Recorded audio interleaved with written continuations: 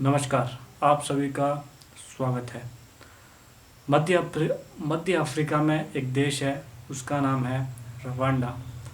Rwanda में एक ऐसा नरसंहार हुआ था जिसमें करीब 8 लाख लोग 100 दिन के अंदर अंदर मर गए थे। यह इतना बड़ा था कि आज भी रवांडा में पुरुषों की संख्या बहुत कम है। इस बारे में आपको पूरी जानकारी देंगे और पूरा बताएंगे कि आखिर इसकी पीछे की वजह क्या थी।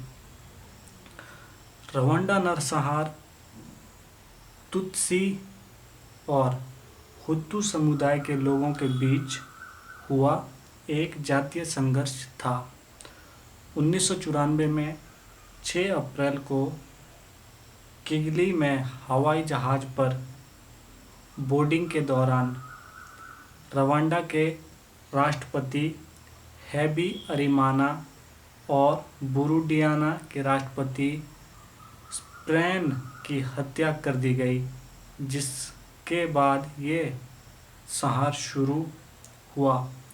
करीब 100 दिनों तक चले इस नरसंहार में 5 लाख से लेकर 10 लाख लोग मारे गए। तब ये संख्या पूरे देश की आबादी के करीब 20% के बराबर थी।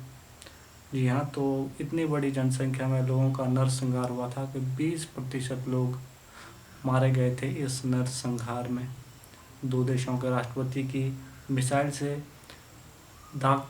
दागकर हेलीकॉप्टर में उन दो राष्ट्रपतियों की हत्या कर दी गई, जिसके बाद ये नरसंहार शुरू हुआ वहाँ के दो जातियों के बीच, रवांडा में बसने वाली दो जातियों के बीच।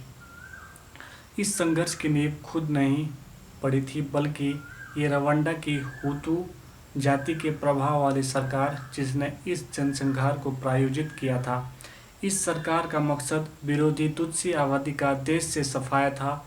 इसमें न सिर्फ तुत्सी लोगों का कत्ल किया गया, बल्कि तुत्सी समुदाय के लोगों के साथ जरा सी भी सहानुभूति दिखाने वाले लोगों को मौत के घाट उतार दिया गया।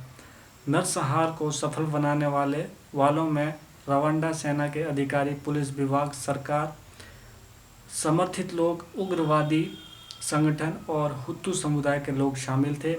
हुतू और तुत्स समुदाय में लंबे समय से चली आ रही आला दर्जे की दुश्मनी एक बड़ी वजह थी।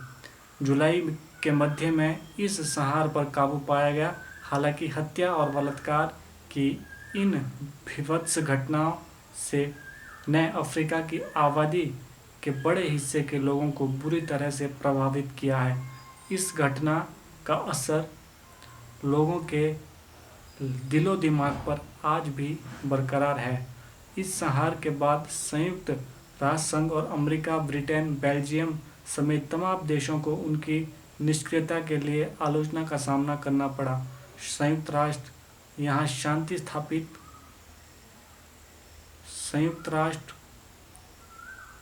यहाँ शांति स्थापना करने में नाकाम रहा। वहीं पर्यवेक्षकों ने इस नरसंहार को समर्थन देने वाली फ्रांस की सरकार की भी जमकर आलोचना की। मानवाधिकार की पैरोकार अधिकांश पश्चिमी देशों इस पूरे मामले पर बल देते हुए सामान्य जाति तनाव नरसंहार की वजह न देकर इसकी वजह यूरोपीय उपनिवेशवाद देशों अपने स्वार्थों के लिए हुतू और तुत्सी लोगों को कृत्रिम रूप से विभाजित किया जाना था।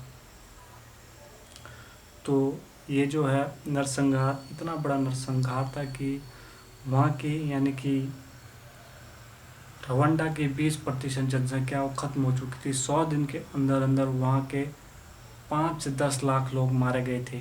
दो जातियों के बीच, वहाँ की जो दो जनजाति थी वहाँ रहने वाली अफ्रीका के रवांडा में, उन दोनों के बीच इतनी बड़ी लड़ाई हुई कि एक दूसरे को मारने पर वो दोनों उतारू हो गए और इतनी बड़ी लोगों की वहाँ पर मृत्यु हुई, नरसंहार हुआ कि वहाँ पर मर्दों की कमी होने लगी। इतने ज़्यादा वहाँ पर पुरुषों की हत्या हो गई कि 10 लाख पुरुषों की, वो भी सिर्फ 100 दिन के अंदर अंदर। तो इतिहास की एक सबसे बड़ा नरसंहार माना जाता है कि जिसमें इतने कम दिनों में इतनी बड़ी लोगों की हत्या हो गई। आज भी यह इतिहास की एक ऐसी घटना है जिसे याद करके काफ़ी दुख होता है। और उम्मीद करता हूँ कि आपको ये जानकारी काफ़ी अच्छी लगी होगी और आप वीडियो को लाइक और सब्सक्राइब ज़रूर कर दीजिएगा। नमस्कार।